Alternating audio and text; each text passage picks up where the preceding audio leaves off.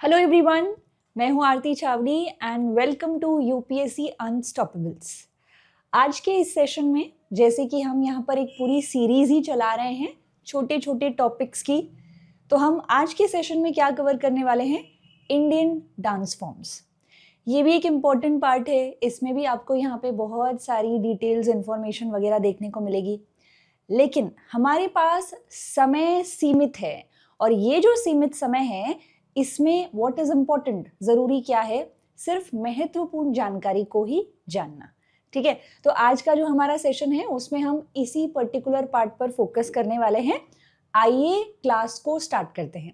कोशिश पूरी रहेगी कि आज हम सारी के सारी क्लासिकल डांस फॉर्म्स को कवर कर लें, तो ध्यान से चीज़ों को सुनते चलिए और लिखते चलिए। अगर कुछ भी मिस हो जाता है तो आप इस वीडियो को वापस देख सकते हैं और इन्फॉर्मेशन नोट कर सकते हैं। देखिए, स्लाइड पे अक्सर बहुत ज़्यादा चीज़ें लिखी होती हैं, लेकिन हर चीज़ महत्वपूर्ण नहीं होती, तो मैं आपको जो बताऊंगी आपको सिर्फ उतना लिखना है। ठीक है, चलिए शुरुआत करते हैं आज के सेशन की। इंडियन आर्ट एंड कल्चर में हम बात करने वाले हैं इंडियन क्लासिकल डांस फॉर्म्स के बारे में। देखिए, हमारे भारत में आर्ट कल्चर में डांस जो है वो हमेशा से ही महत्वपूर्ण रहा है और हमारे पास ऐसे बहुत से एविडेंसेस मौजूद है जो कि इस चीज़ को प्रूफ भी करते हैं। जैसे कि फॉर एग्जाम्पल अगर आप यहाँ पर देखें, यू विल फाइंड कि कैसे हमारे पास बहुत सी प्री हिस्टोरिक पेंटिंग्स हैं। प्री हिस्टोरिक पेंटिंग्स यानी कि केव्स में पाई जाने वाली पेंटिंग्स। ये जो पेंटिंग्स थी, इन पेंटिंग्स के अंदर आपको ऐसे बहुत सारे फिगर्स देखने को मिलेंगे जो कि डांस कर रहे थे, हाथ में हाथ पकड़ के। इस तरीके से चेन ऑफ ह्यूमंस हमें देखने को मिलती है। तो डांस बहुत समय से, बहुत टाइम से, मतलब स्टोन एज से भी एक तरीका रहा है खुद को एक्सप्रेस करने का। ये चीज़ हमें दिखती है। उसी तरीके से जब हम यहाँ पे इंडस वैली सिविलाइजेशन में आते हैं, तब भी हमें यहाँ पर एक स्कल्पचर देखने को मिलता है जिसको हमने नाम दिया है डांसिंग गर्ल, मोहनजोदड़ो में ब्रॉन्ज का स्कल्पचर। इसी तरीके से अगर आप चोलास की तरफ मूव करेंगे तो चोलास में आपको यहाँ पे नटराज का स्कल्पचर देखने को मिलेगा, चोलास के पीरियड से। तो नटराज जो है, जिसमें लॉर्ड शिव, भगवान शिव को नट के राज के रूप में यानी कि नृत्य के राजा के रूप में दिखाया गया है। ऐसे ही आपको बहुत सारे स्कल्पचर्स देखने को मिलेंगे इंडियन टेम्पल्स में सुर सुंदरियों के। सुर सुंदरियां मतलब अलग अलग पोजेस में आपको यहाँ पर महिलाएं देखने को मिलती हैं। उसमें सुर सुंदरी एक आपको दिखेगी नर्तकी, वेरी कॉमन। ये नर्तकी मतलब डांस करते हुए फिगर्स। ऐसे ही अगर आप थोड़ा सा कर्नाटका में आ जाते हो तो आपको यहाँ पे हलेबिदु में भी इस तरह के स्कल्पचर्स डांस करते हुए दिखेंगे। बहुत सारे छोटे छोटे फिगर्स टेम्पल्स में दिखाए गए हैं जिन्हें हम गांधर्वास कहते हैं। वो डांस और म्यूजिक से ही जुड़े हैं, नाचते गाते इंस्ट्रूमेंट्स बजाते हुए दिखते हैं। तो आपको यहाँ पर बहुत सारी विजुअल रिप्रेजेंटेशन भी इंडियन डांस की देखने को मिलती है, अलग अलग मूर्तियों के रूप में टेम्पल की दीवारों पर। तो डांस हमेशा से एक महत्वपूर्ण, एक इम्पॉर्टेंट वे ऑफ एक्सप्रेशन रहा है, खुद को एक्सप्रेस करने का तरीका रहा है, और उसी के बारे में आज के सेशन में हम डिस्कस करने वाले हैं। अब बात आती है कि कौन कौन से सोर्सेज हम यूज करेंगे। हमारे पास विजुअल रिप्रेजेंटेशन तो है, लेकिन क्या हमारे पास कुछ टेक्सचुअल एविडेंसेस भी हैं जो कि डांस के महत्व को, इम्पोर्टेंस को दिखाते हैं? यस, ऐसा है। अगर आप यहाँ देखोगे तो हिंदू माइथोलॉजी में हमें एक कहानी सुनने को मिलती है, एक स्टोरी सुनने को मिलती है। ये स्टोरी क्या है? स्टोरी ये है कि एक बार क्या हुआ, एक बार यहाँ पर एक मुनि थे जिनका नाम भारत मुनि था। अब ये जो भारत मुनि हैं, ये मेडिटेशन कर रहे थे और कहते हैं कि लॉर्ड ब्रह्मा जो है वो इनके सपने में आए और उन्होंने कहा कि देखिए, मैंने ये पूरा संसार बनाया, लेकिन इस संसार में लीजर टाइम के लिए खुद को एक्सप्रेस करने के बहुत से आइडियाज डेवलप नहीं हुए हैं, तो आप उस पर काम कीजिए। तब भारत मुनि ने यहाँ पर एक टेक्स्ट की रचना की जिसे हम नाट्य शास्त्र कहते हैं। प्लीज इसको नोट कीजिए, नाट्य शास्त्र। नाट्य शास्त्र सिर्फ डांस के बारे में नहीं है। It talks about music, it talks about theatre, मतलब थिएटर, ड्रामा, म्यूजिक, डांस, हर तरह के ऐसे तरीके जिसके थ्रू एक मनुष्य अपने आप को बिना बोले एक्सप्रेस कर सकता था, वो सभी आर्ट फॉर्म्स का जिक्र हमें नाट्य शास्त्र में मिलता है। तो ये बहुत महत्वपूर्ण टेक्स्ट है। ये इतना महत्वपूर्ण है कि अक्सर इसे 5वें वेद के रूप में भी देखा जाता है, 5th वेद के रूप में भी इसे नवाजा जाता है। ठीक है, आइए आगे बढ़ते हैं। Now there are some other text also. Natya Shastra जो है वो तो हम रेफर करेंगे, बट उसके अलावा भी बहुत से टेक्स्ट रेफर करेंगे। बट नाट्य शास्त्र जो हमारा टेक्स्ट है, ये टेक्स्ट आप पाएंगे कि कैसे यहाँ पर जो डांस है उसके 2 एक्सट्रीम एस्पेक्ट्स को बताता है। मतलब नृत्य जो है उसके 2 एक्सट्रीम फॉर्म्स हो सकते हैं। एक जो रौद्र रूप में किया जाता है, जो गुस्से में किया जाता है, उसे हम तांडव कहते हैं, जो कि भगवान शिव करते हुए हमें नजर आते हैं। लेकिन दूसरी तरफ उसी को बैलेंस करने के लिए ये जो दुनिया है ये इक्विलिब्रियम चाहती है, बैलेंस चाहती है। तो उसी डांस को जो एक्सट्रीम रौद्र रूप में किया जा रहा है, उसे बैलेंस करने के लिए हमारे पास गॉडेस पार्वती, भगवान यहाँ पे देवी पार्वती जो हैं वो आपको लास्य परफॉर्म करती हुई दिखेंगी, जो कि सॉफ्ट है, ग्रेसफुल है, यहाँ पर फेमिनाइन एनर्जी से भरा है। और इस तरह से ये 2 एक्सट्रीम डांस फॉर्म्स खुद को बैलेंस करते हैं, ऐसा नाट्य शास्त्र बताता है। इसके बाद हमारे पास यहाँ पे एक और टेक्स्ट है, और उस टेक्स्ट का नाम है अभिनय दर्पण। प्लीज इसको नोट डाउन करें। अभिनय दर्पण ये जो किताब है ये नंदिकेश्वर के द्वारा रचित किताब है, और इस बुक में ये भी हम रेफर करेंगे डांस फॉर्म्स के लिए। और इस किताब के अंदर आप पाएंगे कि कैसे यहाँ पर किसी भी डांस फॉर्म को, किसी भी यहाँ पे आर्ट को 3 हिस्सों में तोड़ा गया है, नृत्य, नृत्य और नाट्य। अभी आपको इन वर्ड्स पे फोकस करने की जरूरत नहीं है, अभी के लिए सिर्फ इन्हें लिख लीजिए। आगे जैसे जैसे टॉपिक आगे बढ़ेगा, डिस्कशन आगे बढ़ेगा, आप पाएंगे कि ये वर्ड्स का क्या मतलब है। अब नंदिकेश्वर जो थे उन्होंने अभिनय दर्पण में डांस के 3 रूप तो बताए ही, बट इसके साथ साथ आप यहाँ पर पाएंगे कि उन्होंने ये भी बताया कि कैसे एक डांस जो है उसको आप कैसे देखोगे, उसको एक्सप्रेस करना है। डांस क्या है? वे ऑफ एक्सप्रेशन है, जिसमें आप बोल नहीं रहे। तो अगर आप बोल नहीं रहे हो तो किन चीज़ों से आप एक्सप्रेस करोगे? हाथों से, कुछ इस प्रकार से, जैसे ये एक फूल खिल रहा है या फिर चांद। यानी ये क्या चीजें हैं जो हाथ से यहाँ पे की जा रही हैं? ये हैं मुद्राएं। मुद्राओं का इस्तेमाल इस पूरे क्लासिकल डांस फॉर्म में किया जाता है। मुद्राओं के साथ साथ और भी एक महत्वपूर्ण चीज जो हमें दिखती है वो है एक्सप्रेशंस। मुद्राएं और फेशियल एक्सप्रेशंस जो हैं वो यहाँ एक इमोशन को दर्शाते हैं, और इन इमोशंस को हम रस कहते हैं। तो 9 प्रकार के रस होते हैं, अगर आप यहाँ पर पाएंगे तो, देखेंगे तो। सबसे पहले तो शांत रस। शांत रस जो एक्सट्रीम एंड में आप देख रहे हो, शांत, ये भी एक प्रकार का रस है, एक प्रकार का इमोशन है। उसके बाद अगर आप इस फेशियल एक्सप्रेशन को देखेंगे तो यानी कि ये शौक में है, अद्भुत, कुछ अद्भुत देख लिया। इसके बाद श्रृंगार रस। श्रृंगार खूबसूरती, सुंदरता, फेमिनाइन एनर्जी को दर्शाता है। यहाँ पे हास्य रस, अगर आप इस पर फोकस करेंगे तो ये है वीर रस। फेस पर ही दिख रहा है एक प्राइड की फीलिंग। यहाँ ऐसा लग रहा है मानो पता नहीं कुछ गंदा देख लिया, कुछ बाहर कुछ कचरा गिरा हुआ देख लिया है तो पिपत्स, छी, इस तरीके से। यहाँ पर ये फेस डरा हुआ लग रहा है, इसे हम भयानक कहते हैं।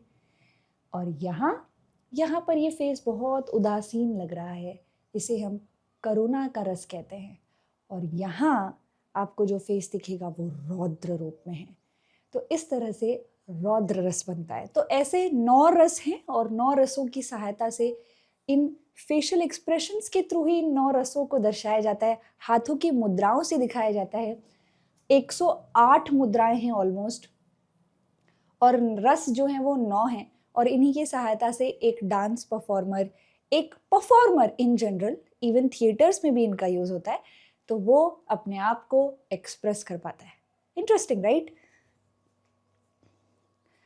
जैसे मैंने आपको कहा लगभग 108 मुद्राएं हैं। 108 आपको याद नहीं करनी है, जस्ट ये डेटा जो है उतना आपके लिए काफ़ी होगा। ओके, अब जब डांस की बात हो ही रही है तो डांस के दो एक्सट्रीम फॉर्म्स हैं, दो प्रकार के नृत्य आपको देखने को मिलेंगे।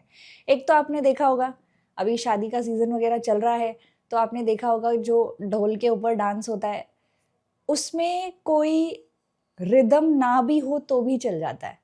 उसमें ज़्यादा महत्वपूर्ण है अपने आप को खुश करना, यानी ऐसा डांस फॉर्म जिसमें रूल्स नहीं हैं, जिसमें कर्मबद्ध रहकर, मतलब कि यहाँ पे अपने शरीर को बांध कर नृत्य नहीं किया जाता, डिसिप्लिन में रूल्स फॉलो करते हुए नृत्य नहीं किया जाता।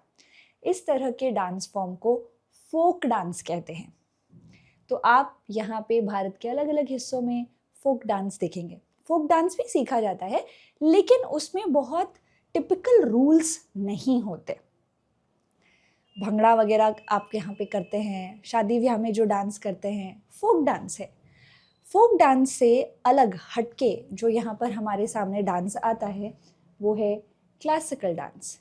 क्लासिकल डांस फॉर्म जो होता है उसके यहाँ पर दो बहुत इम्पॉर्टेंट फीचर्स हैं। सबसे पहला कि ये जो क्लासिकल डांस फॉर्म है इसके रूल्स होंगे, आपको यहाँ पर प्रॉपर रूल्स देखने को मिलेंगे। हाथ ऐसे नहीं, ऐसे होना चाहिए, आंखें इतनी नहीं, इतनी खुली होनी चाहिए।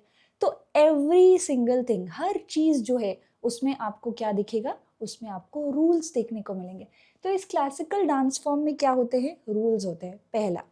अब अगर किसी चीज़ में रूल्स हैं तो उनको सीखना पड़ता है, उन्हें प्रैक्टिस करना पड़ता है, जिसकी वजह से यहाँ पर एक और चीज़ जो क्लासिकल डांस फॉर्म का फीचर है वो है गुरु शिष्य परंपरा। आप यहाँ पे गुरु शिष्य परंपरा देखेंगे, मतलब एक गुरु है जो अपने स्टूडेंट को सिखाएगा कि ये डांस कैसे करना है। वो स्टूडेंट सीखेगा, ताउम्र सीखेगा, उसके बाद जब वो बड़ा होगा बहुत अच्छी नॉलेज गेन कर लेगा, उसके बाद वो खुद गुरु बनता है और नेक्स्ट नए शिष्यों को सिखाता है। तो ये एक चेन है जो कि आगे बढ़ती चली जाती है, गुरु शिष्य परंपरा। तो पहला, डांस में रूल्स होंगे, दूसरा, गुरु शिष्य परंपरा की मदद से उस डांस फॉर्म को फर्दर आगे ले जाया जा रहा है। तो ये क्लासिकल डांस फॉर्म्स में हमें दिखता है। तीसरी चीज़ ये भी है, जब हम वर्ड यूज़ करते हैं क्लासिक, तो आप देखोगे कि उस क्लासिकल डांस फॉर्म से जुड़े हुए कुछ ना कुछ हमारे पास क्लासिक टेक्स्ट ज़रूर मौजूद होंगे, जिसमें उस डांस फॉर्म की डिटेल्स होंगी, उससे जुड़े हुए इवोल्यूशन की कहानी होगी। तो मेजरली क्लासिकल डांस फॉर्म्स के ओरिजिन जो है उसकी हम काफ़ी अच्छी जानकारी रखते हैं क्योंकि हमारे पास सोर्सेज मौजूद हैं। अब हुआ कुछ ऐसा कि अगर हम संगीत नाटक अकेडमी की बात करें तो संगीत नाटक अकेडमी ने लगभग यहाँ पे 8 क्लासिकल डांस फॉर्म्स बताए हैं। भरतनाट्यम जो कि तमिलनाडु से है, कुचिपुड़ी आंध्र प्रदेश, कथकली और मोहिनीअट्टम केरला से, कथक नॉर्थ इंडिया से, ओडिसी उड़ीसा से, सत्रिया आप यहाँ असम जाएंगे वहाँ देखेंगे, और मणिपुरी मणिपुर में देखेंगे। संगीत नाटक अकेडमी के अकॉर्डिंग 8 क्लासिकल डांस फॉर्म्स हैं जो कि उन 3 फीचर्स को होल्ड करते हैं, लेकिन मिनिस्ट्री ऑफ कल्चर के अंडर आपको यहाँ पे 9 क्लासिकल डांस फॉर्म्स देखने को मिलेंगे, क्योंकि जो 9th क्लासिकल डांस फॉर्म है आपका वो है छऊ डांस। छऊ डांस, छऊ डांस या फिर हम कह सकते हैं कि एक ऐसा डांस फॉर्म है जो कि जिसमें मार्शल आर्ट के फीचर्स भी हैं। तो ये डांस फॉर्म आपको कहाँ देखने को मिलेगा, ये आपको बिहार में दिखेगा, उड़ीसा में दिखेगा, झारखंड, छत्तीसगढ़, वेस्ट बंगाल, इन रीजन्स में आपको छऊ डांस दिखता है।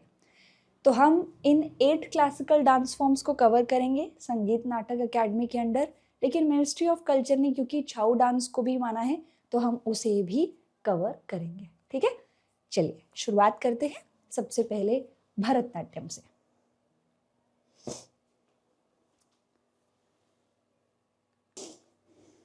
ओके, तो सबसे पहले बात करते हैं भरतनाट्यम के बारे में।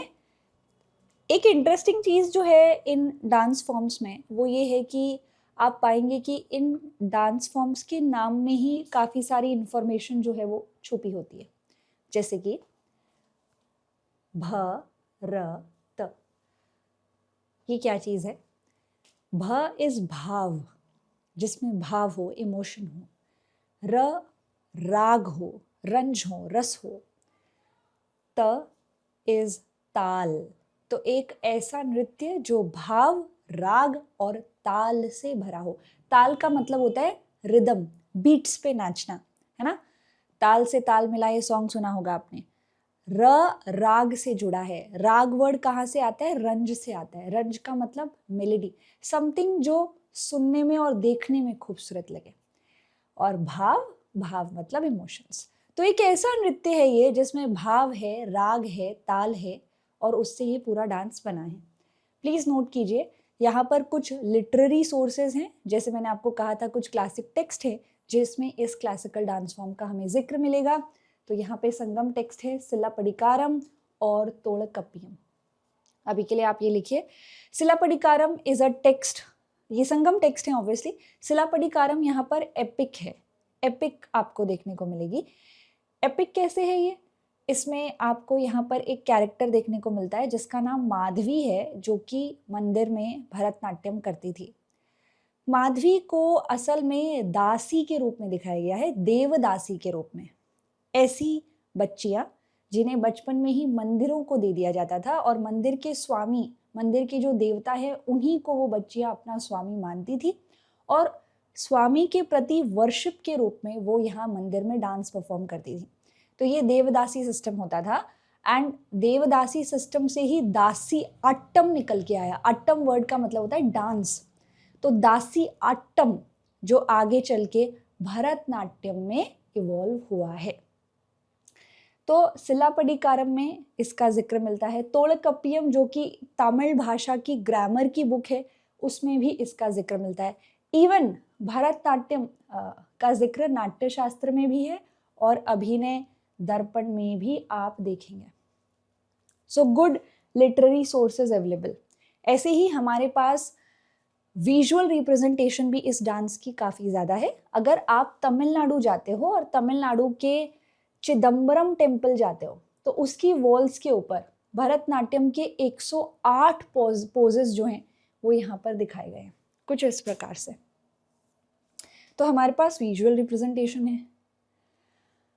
अब हुआ क्या, धीरे धीरे करके जो देवदासी सिस्टम था मंदिरों में वो हो गया डिक्लाइन। वो डिक्लाइन हुआ तो उसके वजह से दासी आट्टम भी डिक्लाइन हो गया। दासी आट्टम को वैसे सदिर नृत्यम भी कहते हैं। तो धीरे धीरे करके ये डिक्लाइन होने लगा। अब ये जब डिक्लाइन हुआ तो इसको रिवाइव करना ज़रूरी था। रिवाइवल के लिए यहाँ पर हमें एक नाम सुनने को मिलता है, ई कृष्ण अय्यर का। ये लॉयर भी थे, फ्रीडम फाइटर भी थे। इन्होंने यहाँ पर इस डांस फॉर्म को बचाया, इन्होंने इसे सीखा, सिखाया, परफॉर्म भी किया। जैसे कि अगर आप ये देखोगे तो ये ई कृष्ण अय्यर की ही फोटो है। तो ई कृष्ण अय्यर जो हैं वो सदर परफॉर्म करते थे और उन्होंने, ये हम कह सकते हैं वन ऑफ द रिवाइवलिस्ट हैं इस क्लासिकल डांस फॉर्म के, जो कि गुम होता जा रहा था। अब हमने हमेशा पढ़ा है कि कोई भी डांस फॉर्म अगर क्लासिकल है तो उसके कुछ रूल्स होंगे।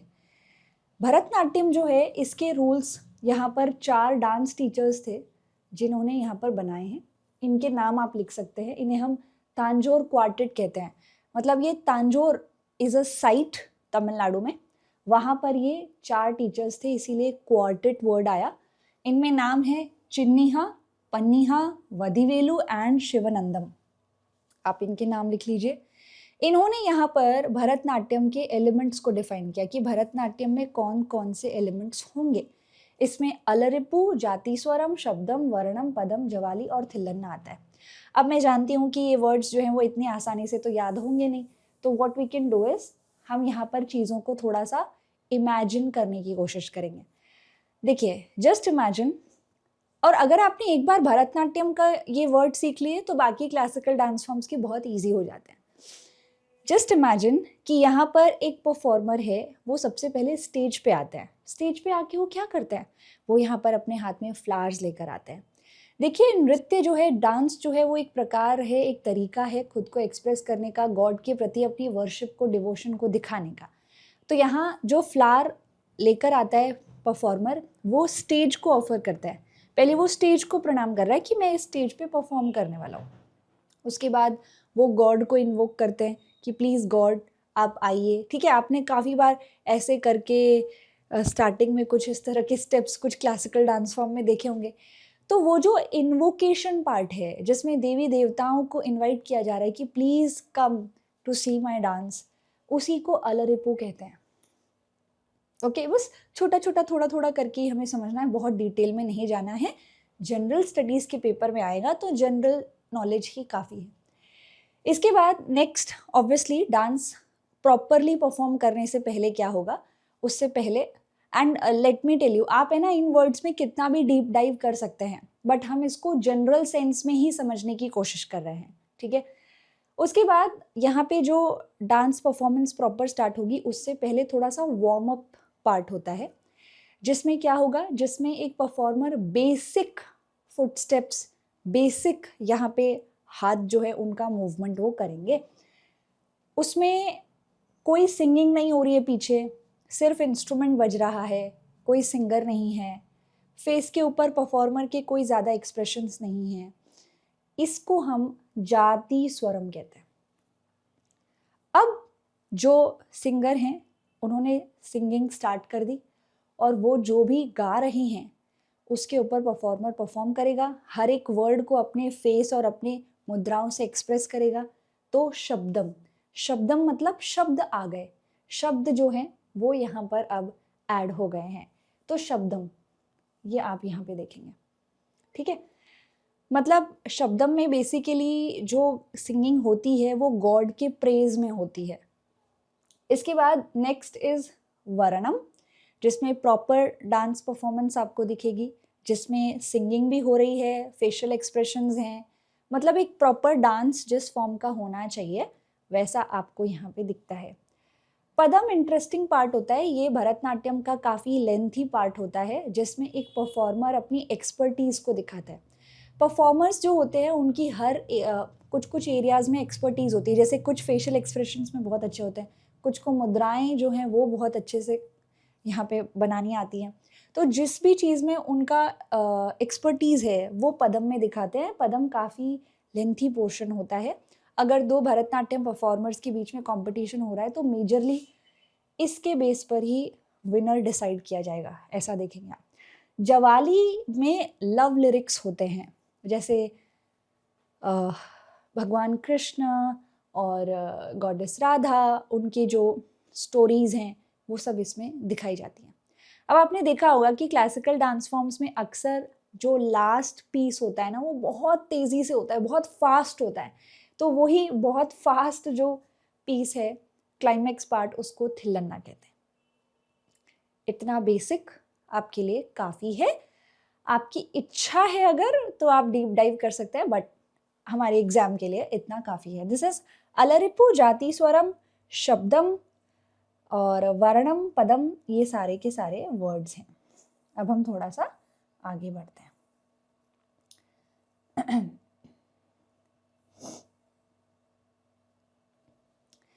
ये जो क्लासिकल डांस फॉर्म है भरतनाट्यम, जब इसको यहाँ पे सोलो परफॉर्म किया जाता है, मतलब इसे सोलो और ग्रुप दोनों में परफॉर्म कर सकते हैं, सोलो परफॉर्म किया जाता है तो इसे हम एकार्य लास्यम के नाम से भी जानते हैं। प्लीज़ इसे नोट कीजिएगा। इसी के साथ साथ हर डांस फॉर्म का एक महत्वपूर्ण मुद्रा होती है। यहाँ पर कतक मुख हस्त, ये आप यहाँ पर देख सकते हैं। अलॉन्ग विद दैट, ये क्लासिकल डांस फॉर्म में जो बेसिक स्टैंडिंग पोस्चर होता है उसको हम अरई मंडी कहते हैं। ये डांस फॉर्म ऐसे लगता है कि स्टेज के ऊपर ज्वाला जल रही है, इतना फास्ट परफॉर्म होता है ये। इस वजह से इसको हम फायर डांस भी कहते हैं। ये फायर एलिमेंट जो हमारे शरीर का होता है उसको दर्शाता है। अरई मंडी में मोस्टली नीज बेंट होते हैं। These are some basic features जो आपको थोड़े बहुत आइडिया होना चाहिए। रेस्ट, ऑब्वियसली डांस परफॉर्म हो रहा है तो साइड में इंस्ट्रूमेंटलिस्ट भी होंगे, वोकलिस्ट भी होंगे, तो ये सब यहाँ पर आपको दिखेंगे। यहाँ पर हमें मृदंगम प्लेयर दिख रहे हैं, यहाँ पर हमें चिम्बल्स बजाने वाले दिख रहे हैं, यहाँ पर हमें सिंगर दिख रहे हैं, यहाँ पे वायलिन वगैरह, बांसुरी बजाने वाले, तो ये सब पूरा ऑर्केस्ट्रा होता है जो कि इस डांस में हेल्प करता है। डांस रेसिटेशन जो कर रहा है उसको हम नट्टू वन्नार कहते हैं। The word Nattuvanar is connected to this classical dance. और ये हैं कुछ पॉपुलर भरतनाट्यम परफॉर्मर्स जिन्होंने इस डांस को वर्ल्ड वाइड बनाया, पॉपुलर बनाया। रुक्मणी देवी अरुंदले, मल्लिका साराबाई और यामिनी कृष्णमूर्ति। अक्सर ये प्रश्न जो है वो पूछे जाते हैं, आप कमेंट सेक्शन में बताइए। अभी रिसेंटली पद्म भूषण भी मिला है one of the Bharatanatyam classical dance performer को। वो कौन है, उनका नाम आप कमेंट सेक्शन में बताएंगे, ठीक है। तो ये सभी परफॉर्मर्स हैं जिन्होंने इस डांस को बहुत पॉपुलर बनाया। अब हम साउथ इंडिया में हैं, तो साउथ इंडिया में जो अगला हमारे सामने क्लासिकल डांस फॉर्म निकल कर आता है वो है कथकली। नाम से ही आपको चीज़ें समझ आ जाएंगी। कथा कली, एक ऐसी कला जो कथा सुनाए, एक ऐसी कला जिसको हम यहाँ यूज़ कर रहे हैं स्टोरी टेलिंग में। कथकली आपको केरला में सुनने को मिलेगा, केरला में देखने को मिलेगा। कथकली के आने से पहले केरला में जो डांस परफॉर्म होता था वो रामनाट्यम और कृष्णाट्यम होता था, यानी कि एक ऐसा आट्यम, एक ऐसा डांस जो लॉर्ड राम या लॉर्ड कृष्ण की कहानी सुनाता है। बट समय के साथ ये जो डांस फॉर्म है ये यहाँ पर क्या हो गया, ये यहाँ पर एक तरीके से डिसकंटिन्यू हो गया, क्योंकि जो रूलर्स इस डांस फॉर्म को पैट्रनाइज करते थे वो नहीं बचे। फिर एंट्री होती है यहाँ पर एक मलयाली पोएट की जिनका नाम है V.N. मेनन, और उन्होंने इस डांस फॉर्म को रिवाइव किया। अब अगेन ये जो डांस फॉर्म है इसकी भी बहुत सारी विजुअल रिप्रेजेंटेशन है हमारे पास। हम अगर केरला के मट्टनचेरी पैलेस में जाते हैं, ये पैलेस, ये वैसे डच जो थे ना उन्होंने बनाया था केरला में।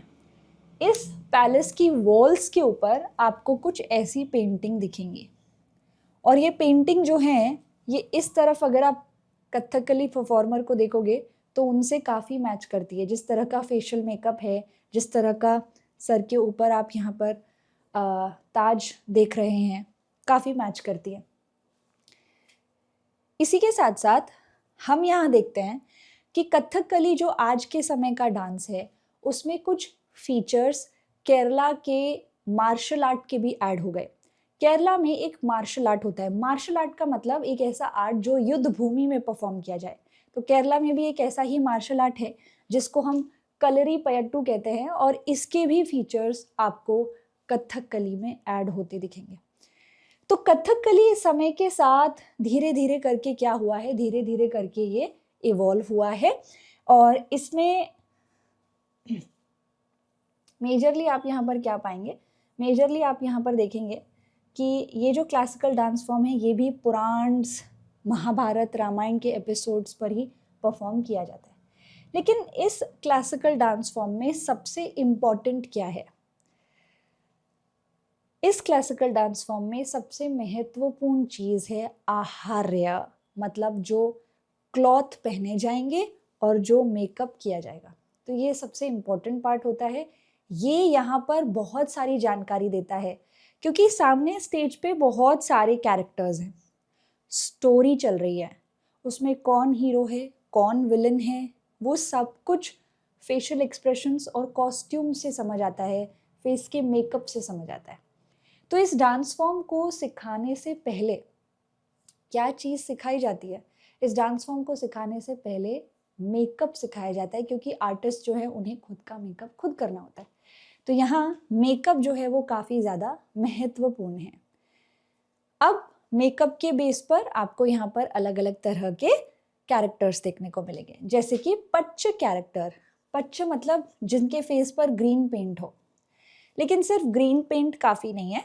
पच्चे कैरेक्टर्स जो है वो पॉजिटिव कैरेक्टर्स होते हैं, मतलब वो हीरोइक होंगे, कोई राजा, कोई नोबल, कोई डिवाइन, मतलब देवी देवता को दिखाना है, किसी अच्छे राजा को दिखाना है तो ग्रीन पेंट किया जाता है। देवता, देवी नहीं, देवता को अगर दिखाना है तो ग्रीन पेंट किया जाता है। मतलब ग्रीन पेंट का मतलब ये हुआ कि पॉजिटिव कैरेक्टर है हमारी कहानी का। लेकिन वहीं जब उसी ग्रीन पेंट के ऊपर इस तरह की वाइट बॉल लगा दी जाती है और मूछें जो हैं वो ऊपर की तरफ ऐसे दिखाई जाती है, तो हमारा कैरेक्टर चेंज हो जाता है। हमारा ये जो कैरेक्टर है इसको हम काठी कैरेक्टर बोलेंगे। ये एरोगेंट है, एंटागोनिस्ट है, एंटी हीरो है, मतलब ये हमारी स्टोरी का विलन होगा। यानी सिर्फ मेकअप देख के भी पता लगाया जा सकता है कि कौन क्या रोल प्ले कर रहा है। Then there are some other characters also, जैसे कि ऐसे कैरेक्टर्स जिनकी दाढ़ी दिखाई जाती है। तो रेड बियर्ड में भी आपको यहाँ पे कैरेक्टर दिखेंगे, वाइट बियर्ड जिसमें अक्सर हनुमान जी को दिखाया जाता है, और इसी तरह से ब्लैक बियर्ड में भी, दाढ़ी में भी आपको कैरेक्टर दिखेंगे। इसी तरह से कारी, कारी मतलब ब्लैक, तो ब्लैक पेंट में भी यहाँ पर कैरेक्टर्स दिखाए जाते हैं। अक्सर गॉडेस काली को उसमें दिखाया जाता है, और काफ़ी बार जंगलों में जो हंटर्स और गैदरर्स होते हैं उन्हें भी इस फेस पेंट के साथ दिखाया जाता है। तो फेस पेंट बहुत कुछ बताता है कैरेक्टर के बारे में, और जो परफॉर्मेंस हम देख रहे हैं, डांस हम देख रहे हैं, उसमें सिर्फ फेस पेंट से चीज़ों को रिकग्नाइज कर सकते हैं। उसके बाद जो माइनर कैरेक्टर्स होते हैं जिन्हें हम मिनुक्कू कहते हैं, या नॉर्मली जो विमेन का रोल प्ले कर रहे हैं कैरेक्टर्स, या जो सेजेस वगैरह हैं, सेंट वगैरह हैं, उनके फेस पर अक्सर आपको येलो पेंट देखने को मिलेगा। कलर्स, तो इनका बहुत ज़्यादा अहम रोल है, और इसी के साथ साथ कॉस्ट्यूम जो है उसका भी बहुत ही अहम रोल आपको दिखता है।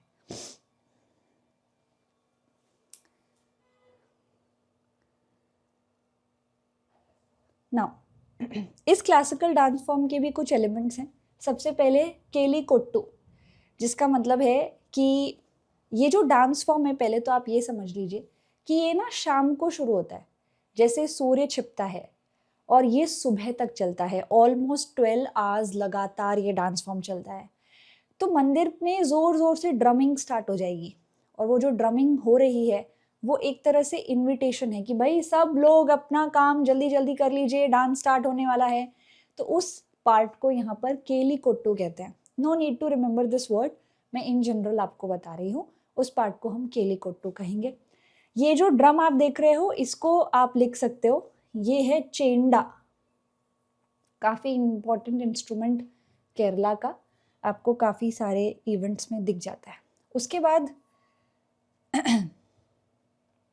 यहाँ पे ये जो पूरा का पूरा क्लासिकल डांस फॉर्म है, अब पुराना है बहुत, उस समय में बल्ब वगैरह नहीं थे, लाइट नहीं थी, तो ये जो लैम्प है इसके सामने ये परफॉर्म किया जाता था। इस लैम्प को आप प्लीज़ नोट डाउन करें। इस लैम्प को कली विलक्कू या फिर नील विलक्कू के नाम से जाना जाता है। इस डांस फॉर्म में यहाँ पे ये पर्दा जो यूज़ होता है, जिसके पीछे सारे कैरेक्टर्स होंगे, इस पर्दे को थीरसीला कहते हैं। This word you can note down. Okay, अब जैसे हमने देखा कि भरतनाट्यम जो है वो यहाँ पर फायर एलिमेंट को दिखाता है, वैसे ही हमारा जो कथकली है, अब आप खुद सोच के देखिए, ये सुबह के आगमन को, रात को शुरू होगा, सुबह तक चलेगा जब तक सूर्योदय ना हो जाए। तो सुबह के सूर्य के आगमन को क्या करता है, ये वर्शिप, अब एक डिवोशन दिखा रहा है उसके प्रति। तो ये जो डांस है ये स्काई को दर्शाता है, आसमान को यहाँ पर दर्शाता है, और इसमें मेजरली जो आईज के जो मूवमेंट है, फेशियल एक्सप्रेशंस हैं, उस पर बहुत ज़्यादा जोर भी दिया जाता है। दीज आर सम इंस्ट्रूमेंट्स जो इसमें यूज़ होते हैं, जैसे कि मैंने कहा चेंडा, ये चिम्बल्स हैं एक तरह से, चंगीला, इदक, शंख भी यूज़ होता है, और आप यहाँ पर ये इंस्ट्रूमेंट देखेंगे। तो दीज आर द इंस्ट्रूमेंट्स जो इसमें यूज़ होते हैं। आपको कुछ बेसिक फीचर्स डांस के पता होने चाहिए, उसी पर हम मेजरली फोकस कर रहे हैं। And these are some of the popular proponents of this dance form, जिन्होंने इसे पॉपुलर बनाया, जैसे कि रीटा गांगुली, इसी तरह से गोपीनाथ और गुरु कुंचु कुरुप, जिन्हें पद्म भूषण भी मिला है 1971 में। अगर आप भी किसी ऐसे ही नाम को जानते हैं तो कमेंट सेक्शन में ज़रूर बताइएगा। नेक्स्ट साउथ इंडिया में अब हम चल रहे हैं कुचिपुड़ी की तरफ। कुचिपुड़ी ये आपको आंध्र प्रदेश में देखने को मिलता है। आइए इसकी भी स्टोरी को जानते हैं। नाउ यहां पर भी थोड़ा सा ध्यान दीजिए, नाम पर क्या लिखा है, कुचिपुड़ी। अब कुचिपुड़ी ना एक्चुअल में आंध्र प्रदेश के कृष्णा डिस्ट्रिक्ट में एक गांव का नाम है। बल्कि कुचिपुड़ी ही नहीं, उसे हम कुसेलावापुरी के नाम से भी जानते हैं। तो एक डांस का नाम एक गांव के नाम से कैसे पड़ गया, ये एक इंटरेस्टिंग स्टोरी है। कहानी कुछ ऐसी है कि आप पाएंगे कि जो 13, 14, 15 सेंचुरी रहा है हमारे भारत का, ये वो समय था जब भक्ति मूवमेंट चल रहा था। और यहाँ पे बहुत सारे स्कॉलर्स, बहुत सारे संत का मानना था कि भक्ति के तो अलग अलग रूप हो सकते हैं, कोई नृत्य करके तो कोई म्यूजिक के थ्रू भक्ति कर सकता है। तो आप क्या देखेंगे कि 17th सेंचुरी में यहाँ पर हमें एक ऐसे ही संत सुनने को आते हैं जिनका नाम था सिद्धेंद्र योगी। अब सिद्धेंद्र योगी जो है वो विष्णु जी के भक्त थे। अब वो भक्त थे तो उन्होंने विष्णु जी की भक्ति में एक पूरी किताब ही यहाँ पे लिख दी। आप यहाँ पर पूरी एक बुक उनके अंडर उन्हें लिखते हुए देखोगे। जैसे आप यहाँ पर देखेंगे उनके गुरु जो थे तीर्थ नारायण योगी, वो भी विष्णु जी के भक्त थे, उन्होंने भी कृष्ण लीला तरंगिनी नाम की बुक लिखी थी। ऐसे ही हमारे सिद्धेंद्र योगी जो हैं उन्होंने बुक लिख दी भामा कल्पम। अब भामा कल्पम के बारे में मैं आपको बता दूं कि भामा जो है वो एक्चुअल में सत्य भामा है, जो कि कृष्ण जी की वन ऑफ दी वाइफ्स हैं। तो अब उनके बारे में ये जो बुक लिखी, तो आप क्या पाएंगे, उन्हें लगा कि मैंने सत्यभामा लिख तो दी है, सत्यभामा के ऊपर जो बुक है वो लिख तो दी है, बट इसको क्या करना चाहिए, इसको परफॉर्म भी करना चाहिए। इसमें जो चीज़ें मैंने लिखी हैं पोएम फॉर्मेट में ये लिखी गई थी। अब इस बुक के अंदर क्या दिया हुआ है ना, इसके अंदर एक बहुत इंटरेस्टिंग स्टोरी दी हुई है परिजात के फूल की। तो एक बार क्या होता है, ये इसमें आपको दिखेगा कि लॉर्ड, देखो विष्णु जी गरुड़ पर सवार हैं और उनके साथ यहाँ पे सत्यभामा भी हैं। और वो कहाँ गए हैं, वो हेवन में इंद्रलोक गए हैं। अब इंद्रलोक में एक बड़ा सा गार्डन है, उस गार्डन के बीच में एक पेड़ है, परिजात के छोटे छोटे वाइट कलर के फ्लावर्स होते हैं, उसका पेड़ है। अब यहाँ पे कृष्ण जी को लगा कि सत्यभामा ने तो फूल देख लिया, लेकिन रुक्मणी जो कि पृथ्वी पर है उसने तो फूल तक नहीं देखा, तो मैं एक फूल लेके चला जाता हूँ। अब वो यहाँ पे फूल दिखाते हैं, फूल लेके जाते हैं रुक्मणी को देने के लिए। सत्यभामा को पता चल जाता है। सत्यभामा कहती हैं कि कृष्ण जी आप तो हमेशा कहते हैं कि मैं आपकी फेवरेट वाइफ हूँ, लेकिन आपने यहाँ पर रुक्मणी दीदी के लिए फ्लावर आप लेकर गए। तो यहाँ पे लॉर्ड कृष्ण कहते हैं कि तुमने तो पूरा बगीचा देखा, वो तो सिर्फ एक फूल देख रही है। नहीं नहीं नहीं नहीं, ये तो सही नहीं है। अब आपको प्रूव करना पड़ेगा that I am your favourite one. तो what you need to do is, आपको पूरा का पूरा पेड़ ही पृथ्वी पर लाना पड़ेगा। तो ये पूरा जो स्टोरी है ये भामा कल्पम में दिया है, और इसी स्टोरी को डांस के फॉर्म में कुचिपुड़ी में दिखाया जाता है। ठीक है, तो सिद्धेंद्र योगी जो थे उन्होंने क्या किया, जो कुचिपुड़ी गांव था उस कुचिपुड़ी गांव में यंग बॉयज, ब्राह्मण लड़के जो थे, उनको ये डांस सिखाया और फिर इस डांस को परफॉर्म किया गया गोलकोंडा के नवाब के सामने, अब्दुल हसन तानीशाह। अब वो इस डांस को देख के इतना खुश हो गए कि उन्हें लगा कि ये डांस जो है इसको तो बचाया जाना चाहिए, इसको तो और प्रोटेक्ट किया जाना चाहिए। तो उन्होंने पूरा कुचिपुड़ी गांव ही ब्राह्मण्स को दान कर दिया, ताकि ब्राह्मण्स इस गांव में रहें और इस डांस को करते रहें, इसे सीखते रहें, इसे बचाते रहें, इसे स्प्रेड करते रहें। इस तरह से ये जो डांस है इसका नाम कुचिपुड़ी पड़ा। और वो जो गांव था, वो गांव में ब्राह्मण बॉयज इसको सीखते रहे। तो आप देख सकते हो कि Kuchipudi classical dance form actual में बॉयज के द्वारा परफॉर्म किया जाता है। वो यहाँ पर फीमेल फॉर्म में अपने आप को पर्सोनिफाई करके फिर इस डांस को परफॉर्म करते हैं। जैसे कि वेदांतम सत्यनारायण शर्मा, ये हैं लेकिन एज अ परफॉर्मर आप उन्हें कुछ ऐसे देखेंगे। खूबसूरत लग रहा है ना? तो ऐसा आप पाएंगे। तो वेदांतम सत्यनारायण शर्मा जो हैं वो वन ऑफ द प्रोपोनेंट्स हैं इस डांस फॉर्म के। उन्होंने सिद्धेंद्र योगी कला क्षेत्रम की भी शुरुआत की इस डांस को फर्थर आगे स्प्रेड करने के लिए, इसे कंटिन्यू रखने के लिए। तो ये आपका कुचिपुड़ी क्लासिकल डांस फॉर्म है। अब कुचिपुड़ी क्लासिकल डांस फॉर्म में और भी बहुत इंटरेस्टिंग नाम आए हैं, जैसे कि बाला सरस्वती एंड रागिनी देवी अरुंदले, जिनका नाम हमने पीछे भरतनाट्यम में भी पढ़ा था। इसी तरह से वेदांतम लक्ष्मी नारायण शास्त्री भी आए हैं। उन्होंने यहाँ पर क्या किया? पहली बात तो ये डांस फॉर्म ग्रुप में परफॉर्म होता था, दूसरा ये सिर्फ बॉयज परफॉर्म कर सकते थे। लेकिन वेदांतम लक्ष्मी नारायण शास्त्री ने कुछ नई चीजें ऐड की कि अब ये डांस फॉर्म सोलो भी परफॉर्म किया जा सकता है और इसे गर्ल्स भी परफॉर्म कर सकते हैं, मतलब लड़कियों को भी ये डांस सिखाया जाने लगा। ये नया एडिशन था। इसमें भी यू विल फाइंड एलिमेंट्स होते हैं, जैसे कि गणेश वंदना, सबसे पहले गणेश जी की पूजा होती है। फिर मेलविंपु which is quite similar to Alarippu, जो कि हमने भरतनाट्यम में पढ़ा है। इसी तरह से जाति स्वरम इसमें भी है, शब्दम इसमें भी है। लेकिन जो शब्दम है उसमें एक मेंढक की कहानी जो है वो सुनाई जाती है, मंडुक शब्दम कहते हैं इसको। काफ़ी बार लॉर्ड विष्णु के 10 अवतार जो है उनकी स्टोरी भी सुनाई जाती है। अब इसमें क्या चीज़ याद करने लायक है जो यूनिक हो, वो है जल चित्र नृत्यम। आप यहाँ पर परफॉर्मर को नीचे ये पूरा ऐसे पाउडर फैला रखा है, डांस करते हुए पैरों से नीचे कुछ कलाकृति बनाते हुए देखेंगे। इसी को जल चित्र नृत्यम कहते हैं। प्लीज इसको नोट कीजिए, ये एक यूनिक एलिमेंट है। फिर एक और यूनिक एलिमेंट, जैसे हमने भरतनाट्यम में थिल्लन्ना पढ़ा, वैसे ही इसमें भी जो क्लाइमेक्स पार्ट है उसको हम तरंगम कहते हैं। और उस तरंगम में क्या होता है, जो परफॉर्मर है वो यहाँ पर ब्रास की प्लेट देख रहे हैं आप, इस ब्रास की प्लेट के ऊपर अपने बॉडी को बैलेंस करेंगी, सर के ऊपर पानी का टम्बलर रख के।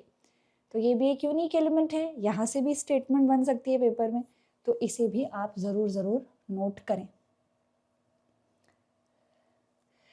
अगर हम इस पूरे क्लासिकल डांस फॉर्म को देखें तो ये भी भागवत पुराण, रामायण, महाभारत के एपिसोड्स पे ही परफॉर्म होता है।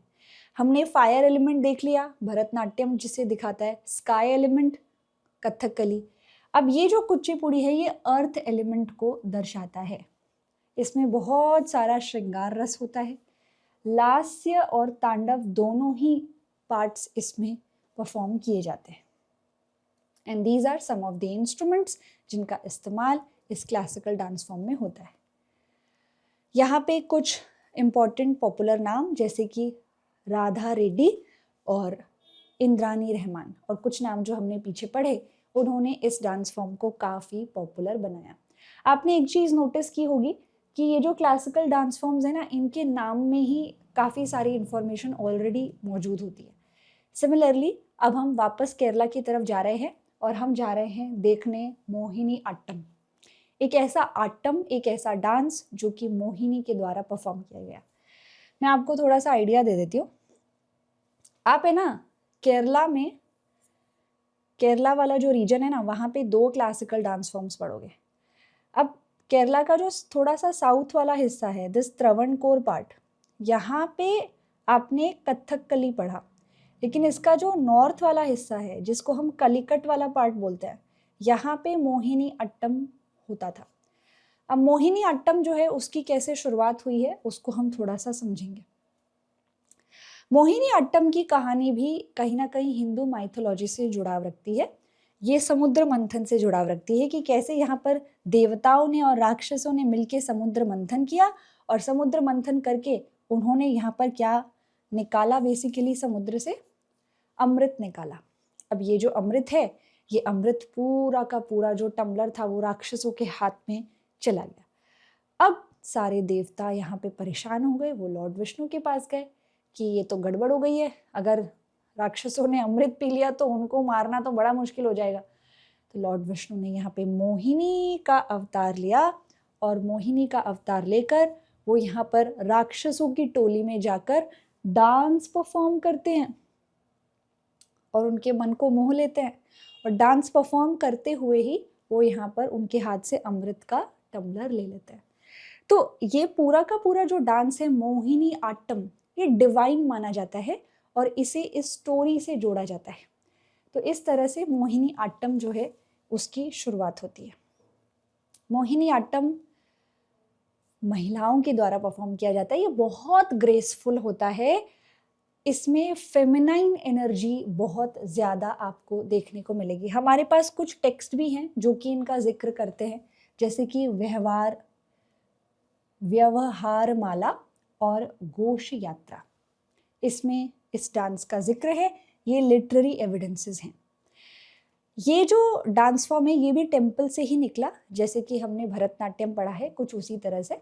इसमें जो परफॉर्मर है उन्हें कई नामों से जाना जाता है, जैसे कि तई, नंगई या नंगाची, दासी, तेवितिच्ची या देव आदि अच्छी या कोताची।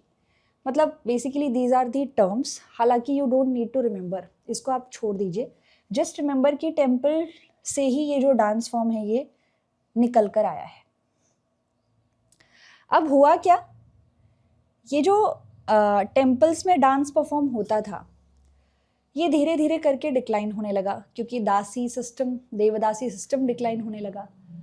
अब इस डांस को परफॉर्म करने वाली जो परफॉर्मर्स थी वो कैसे यहाँ पर अपना गुजारा करें, तो उन्होंने यहाँ इस डांस को कोर्ट्स में परफॉर्म करना शुरू कर दिया, जो राजाओं के दरबार होते थे, जिससे ये थोड़ा और डिग्रेड हो गया। अब इसको इसके ओरिजिनल फॉर्म में रिवाइव करना बहुत ज़रूरी था। और तब यहाँ पर एक इंटरेस्टिंग नाम आता है, एक महत्वपूर्ण यहाँ पे राजा का नाम आता है, जिनका नाम है महाराजा स्वाति तिरुनल रामवर्मन। आई थिंक मैंने थोड़ी सी मिस्टेक की है, इनका नाम पढ़ के मुझे याद आया। रिमेंबर दिस थिंग, तिरुनल रामवर्मन ये त्रवणकोर के राजा हैं, त्रवणकोर के रूलर हैं ये। तो ऑब्वियसली त्रवणकोर में है मोहिनी आट्टम, और ऊपर कलिकट वाला जो रीजन है वहाँ पर आपको कथकली देखने को मिलेगा। ठीक है, तो ये जो राजा थे इन्होंने इस डांस को प्रोटेक्ट करने की ठानी। यहाँ पे वदीवेलु याद है, one of the Tanjore quadrant, जिन्होंने यहाँ पे भरतनाट्यम के रूल्स को डिफाइन किया था, वो आए केरला की तरफ, और उनके साथ एक देवदासी भी आई, सुगंधवल्ली। तो उन्होंने ही यहाँ पे मोहिनी अट्टम के रूल्स को भी डिफाइन किया। सुगंधवल्ली जो है वो उस डांस को परफॉर्म करती थी, और साथ दिया महाराजा स्वाति तिरुनल रामवर्मन ने। तो ये तीनों मिलके इस डांस को प्रोटेक्ट करते हैं, रिवाइव करते हैं। अब ये तो चलो उस समय की बात है जब रूलर्स हुआ करते थे, लेकिन ब्रिटिशर्स के आने के बाद इस डांस को बहुत ज़्यादा पैट्रनाइजेशन नहीं मिल पाया, और इस वजह से आप यहाँ पर एक बार फिर से मलयाली पोएट वी.एन. मेनन को ही आगे आते दिखते हैं। ये वही हैं जिन्होंने कथकली को भी पैट्रनाइज किया था। तो यहाँ पर वी.एन. मेनन इस डांस को भी प्रोटेक्ट करते हैं, मोहिनी आट्टम को प्रोटेक्ट करते हैं, बल्कि वो यहाँ पर केरला में एक कला मंडलम की भी शुरुआत करते हैं, जहाँ जो कि आज भी है, जहाँ पर इस डांस फॉर्म को आज भी सिखाया जाता है। कल्याणी कुट्टी अम्मा is also one of the performers. जैसे मैंने कहा बहुत ग्रेसफुल है, बहुत ज़्यादा फेमिनाइन एनर्जी से भरा है। ये डांस फॉर्म इतना ग्रेसफुल है जैसे खेत में फसल है और जब थोड़ी थोड़ी हवा बहती है तो फसल कैसे धीरे धीरे करके लहराती है, बिल्कुल उसी तरह से बॉडी जो है वो लहराती हुई आपको इस डांस में नजर आएगी। इसमें अब्रप्ट जर्क्स नहीं है, अब्रप्ट यहाँ पे पोस्चर चेंज नहीं है, बहुत ग्रेसफुली ट्रांजिशन हमें दिखता है। इसीलिए ये जो क्लासिकल डांस फॉर्म है ये एयर एलिमेंट को दर्शाता है, हवा को दर्शाता है, वायु को दर्शाता है। इसमें हैंड जेस्चर बहुत इंपॉर्टेंट है, और मुख अभिनय का मतलब होता है फेशियल एक्सप्रेशंस जो है वो बहुत ही ज़्यादा इम्पॉर्टेंट होते हैं। यहाँ पे कुछ फीमेल फोक डांस हैं आपके केरला के, जहाँ से कुछ मूवमेंट्स इस क्लासिकल डांस फॉर्म में लिए गए हैं, जैसे कि नंग्यार कोट्टू या फिर तिरुवत्तिकली। लगभग 24 मुद्राओं का इसमें इस्तेमाल किया जाता है और इन मुद्राओं को हस्तलक्षण दीपिका इस किताब में से लिया गया है। इसी किताब में से आपके कथकली क्लासिकल डांस फॉर्म की मुद्राओं को भी लिया गया है। इसमें सबसे बेसिक स्टैंडिंग पोस्चर को स्थानक कहते हैं, जो कुछ इस प्रकार का है। जैसे आपने भरतनाट्यम में अराय मंडी पढ़ा था, वैसे ही यहाँ पर हम स्थानक कहते हैं। पताका, कथक, अर्धचंद्र, no need to remember them, but these are the mudras जिनका इस्तेमाल इस डांस में होता है। And these are the elements. अब इन एलिमेंट्स को समझना मुश्किल नहीं है, क्योंकि छोल केतु इज सिमिलर टू अलरिपु, अलरिपु जो कि आपने यहाँ पर पढ़ा था भरतनाट्यम में। जाति स्वरम सेम है, पदम सेम है, वर्णम सेम है, पदम सेम, एक्सपर्टीज आप दिखाएंगे, थिल्लन्ना सेम, क्लाइमैक्स पार्ट। उसके बाद श्लोकम आता है एक, जिसमें एक श्लोक पे परफॉर्मेंस होती है। सप्तम इज द एंड, जिसमें परफॉर्मर स्टेज से उतर जाता है। अब हमने यहाँ पर देखा कि V.N. मेनन जो थे, उन्होंने इस डांस को रिवाइव किया, तो उन्होंने इसके अंदर एक एलिमेंट ऐड किया जिसे हम कहते हैं पंदत्तम या ओमान तिनकल। What does it mean? जैसे लोरी होती है ना, बच्चे को लोरी गा के सुनाई जाती है, गा के सुलाया जाता है, तो इसमें एक एलिमेंट ऐड किया गया लोरी का, ललबेस, जिसके ऊपर ये डांस का एक एलिमेंट परफॉर्म किया जाता है। तो आप इसको नोट कर सकते हैं, क्योंकि ये एक यूनिक इंफॉर्मेशन है जिस पर प्रश्न बन सकता है।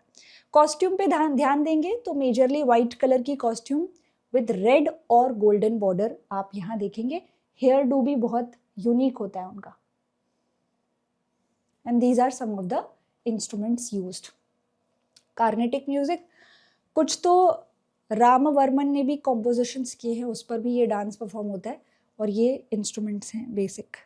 And these are some of the popular proponents of this dance form, जिसमें आप माधुरी अम्मा, जयप्रभा मेनन एंड सुनंदा नायर को देखेंगे। याद रखिएगा, मैं सिर्फ और सिर्फ कुछ महत्वपूर्ण एलिमेंट्स ही आपको बता रही हूँ। स्क्रीन पे बहुत कुछ लिखा मिलेगा, नॉट सो इम्पॉर्टेंट। एंड ये टॉपिक कितना वैल्यूएबल है पेपर के लिए, उस हिसाब से ही मैं आपको कुछ कुछ महत्वपूर्ण जानकारी दे रही हूँ। नॉर्मली यूनिक इन्फॉर्मेशन पे ही स्टेटमेंट्स बनती है, तो उस पर ही हम फोकस कर रहे हैं, ठीक है। तो हमने यहाँ पे लगभग 4 क्लासिकल डांस फॉर्म्स देखे जो कि साउथ इंडिया से थे। आज के एपिसोड में हम इतना ही पार्ट कवर करेंगे, बाकी के जो 4 हैं वो हम अगले एपिसोड में देखेंगे। आई होप आपको आज का सेशन वैल्यूएबल, यूजफुल लगा हो। अगला एपिसोड भी ज़रूर देखिएगा, और कौन से ऐसे छोटे छोटे टॉपिक्स हैं जो अभी तक आपके कवर नहीं हुए हैं वो भी आप मुझे कमेंट सेक्शन में बताएं, ताकि हम उसको इन वीडियोस के थ्रू कवर करें। तब तक के लिए stay tuned. Thank you so much. आप सभी यहाँ पे अनअकैडमी प्लस का सब्सक्रिप्शन ले सकते हैं, एंड आप यहाँ ज्वाइन कर सकते हैं ये कुछ बैचेस जो कि 27 और 28 को टारगेट करते हुए स्टार्ट हो रहे हैं। जैसे कि ये आगाज़ बैच ऑलरेडी लाइव है, हिंदी में भी ये जो बैच है प्रारंभ, ये लाइव है, और यहाँ पर नींव भी लाइव हो चुका है। इसके साथ साथ आप यहाँ पर सब्जेक्ट्स याद करना हो, टीचिंग एक्सपीरियंस जो आपका यहाँ पे एज अ स्टूडेंट अनअकैडमी के ऐप पर एक्सपीरियंस है, उसको यहाँ पर और बेहतर किया गया है, क्योंकि लॉन्ग टर्म रिटेंशन के लिए चीज़ें जो हैं वो आपको कुछ रिक्वायरमेंट्स होती हैं। आपने क्लास तो पढ़ ली, बट चीज़ें याद रखने के लिए यू नीड नोट्स, तो यू रिक्वायर हैंडआउट्स, जो कि यहाँ पर एडुकेटर्स के द्वारा प्रोवाइड किए जा रहे हैं। अलॉन्ग विद दैट इस प्लेटफॉर्म पर आपको टेस्ट सीरीज मिलेगी, टॉपिक वाइज क्वेश्चंस देखने को मिलेगी, मेन सेंट्रिक प्रिपरेशन जो है वो भी आप देखेंगे। आप अगर मेरी क्लासेस ज्वाइन करते हैं तो आप उस डिफरेंस को फील कर पा रहे होंगे, और अगर आपने अभी तक यहाँ पे क्लासेस ज्वाइन नहीं की है तो करके देखिए, वहाँ पर किस तरीके से पूरी तरह से एग्जाम सेंट्रिक ही प्रिपरेशन होती है। हम यहाँ पे सारी PYQ सॉल्व करते हैं, आंसर राइटिंग प्रैक्टिस करते हैं, तो ज्वाइन कीजिए एंड फील द डिफरेंस। इसी के साथ साथ यहाँ पे all India UPSC CSE prelims mock test हो रहा है 1 मार्च 2026 को। आप यहाँ पे सुबह भी टेस्ट दे सकते हैं और 2:30 बजे भी यहाँ पर टेस्ट होगा। मतलब ये पूरी तरह से जो आपका पैटर्न होता है एग्जाम का उसी पर बेस्ड है। पहले जीएस का पेपर, फिर सीसैट का पेपर, तो इसे आप ज़रूर दें। ऑल इंडिया बिल्कुल फ्री मॉक टेस्ट है, यू कैन रजिस्टर। इससे जुड़ी हुई डिटेल्स आपको इसी वीडियो के डिस्क्रिप्शन बॉक्स में मिल जाएगी। सो मिलते हैं अगले क्लास में, तब तक के लिए thank you so much, take care.